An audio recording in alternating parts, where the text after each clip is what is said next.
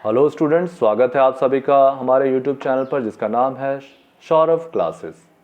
आज मैं जेपीएससी मुख्य परीक्षा के लिए मध्यकालीन भारतीय इतिहास से औरंगज़ेब की धार्मिक नीति, औरंगज़ेब्स रिलीजियस पॉलिसी लेकर आप लोगों के सामने उपस्थित हुआ हूँ। तो चलिए शुरू करते हैं। औरंगज़ेब की धार्मिक नीति असहिष्णुता एवं संकुचित थी। वह अकबर के धार्मिक कार्यों को दोष मानता था और इसे दूर करने के लिए उसने इस्लाम धर्म को राजधर्म घोषित कर दिया। दरअसल औरंगज़ेब के शासनकाल में भारत की राजनीतिक एवं धार्मिक स्थिति में काफ़ी परिवर्तन आ चुका था। इसका कारण यह था कि अकबर की धार्मिक उदारता से राजपूत शासक काफ़ी शक्तिशाली हो गए थे और वे पुनः भारतवर्ष में अपनी खोई हुई प्रतिष्ठा प्राप्त करना चाहते थे। जब औरंगज़ेब ने धार्मिक असहिष्णुता की नीति अपनाई तो राजपूतों ने उसका पुरजोर विरोध किया। इससे औरंगज़ेब की धार्मिक असहिष्णुता को और अधिक बढ़ावा मिला। हिंदू धर्म प्रचारकों के प्रभाव में आकर अनेक धर्म परिवर्तित मुसलमान पुनः हिंदू धर्म स्वीकार कर रहे थे। तेजी से नए नए मंदिरों का निर्माण हो रहा था। मुसलमान इसे अपना अपमान समझते थे। इन्हीं परिस्थितियों में औरंगज़ेब ने उत्तराधिकार के युद्ध में भाग लिया। इस युद्ध में उसे कट्टरपंथी मुसलमानों का सर्वाधिक सहयोग प्राप्त हुआ और राजपूतों का प्रत्यक्ष विरोध।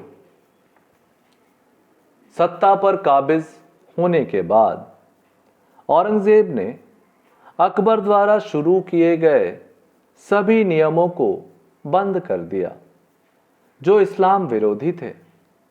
उसने हिंदू पर्व त्योहारों पर पूर्णतः प्रतिबंध लगा दिया।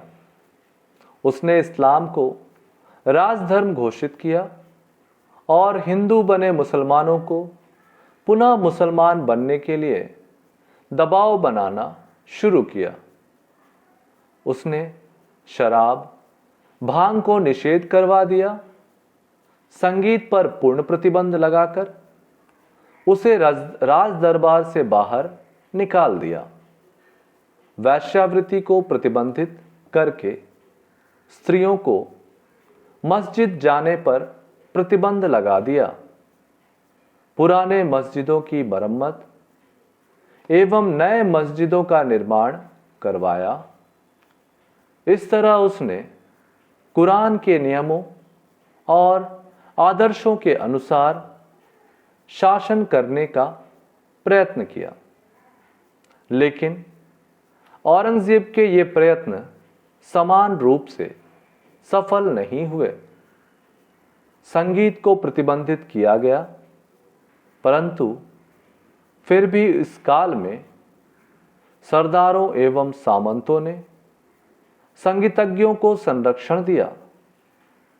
शराब और भांग पर प्रतिबंध के बावजूद उसका व्यापक इस्तेमाल जारी रहा।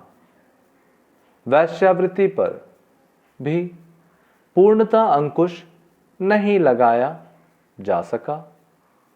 कई सरदारों एवं सामंतों ने वैश्याओं और नर्तकियों को रखा।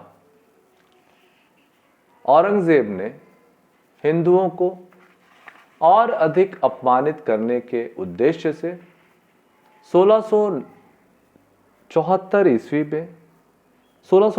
ईस्वी में पुनः जजिया कर लागू कर दिया। उसने ब्राह्मणों को भी नहीं छोड़ा और उनसे भी यह कर वसूला जाने लगा। औरंगज़ेब ने एक आदेश जारी किया जिसके अनुसार हिंदुओं को पेशकारों, करोड़ियों तथा दीवानों के पद से हटाकर उनके स्थान पर मुस्लिमों को नियुक्ति के आदेश दिए।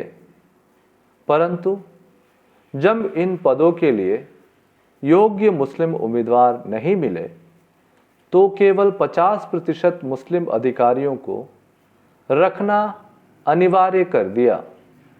उसने बलात् इस्लाम धर्म स्वीकार करवाना शुरू किया। उसने अपराधियों को इस्लाम स्वीकारने पर अपराध से मुक्ति तथा नौकरी का भी प्रलोभन दिया। इस प्रकार के कृत्यों द्वारा औरंगजेब ने इस्लाम का व्यापक प्रचार प्रसार किया और इसे शक्तिशाली संस्था का रूप प्रदान किया। औरंगजेब की धार्मिक नीति का उद्देश्य भारत में इस्लाम के प्रभुत्व को मजबूत करना था तथा हिंदुओं पर पूर्ण नियंत्रण रखना था, किंतु वह अपने दोनों उद्देश्यों में असफल रहा। वह न तो साम्राज्य को दृढ़ रख सका और न ही हिंदुओं को अधिकांश संख्या में मुसलमान बना सका। इसके विपरीत उसकी धर्मांधता के कारण मुगल साम्राज्य का विध्वंस हो गया। उसकी धर्मांधता के कारण सिख, मराठे, जाट, सतनामी, राजपूत सभी क्षुब्ध हुए और इन्होंने मुगलों के विरुद्ध भयंकर विद्रोह किया। औरंगजेब को इन विद्रोहों पर काबू पाने के लिए काफी धनराशि व्यय करनी पड़ी। औरंगजेब की इस नीति का सबसे विनाशकारी पक्ष यह था कि अब मुगल साम्राज्य की नींव खोखली हो गई और हिंदू मुस्लिम एकता भविष्य में सदियों के लिए समाप्त हो गई। इस प्रकार से हमारा विषय यहीं समाप्त होता है। धन्यवाद।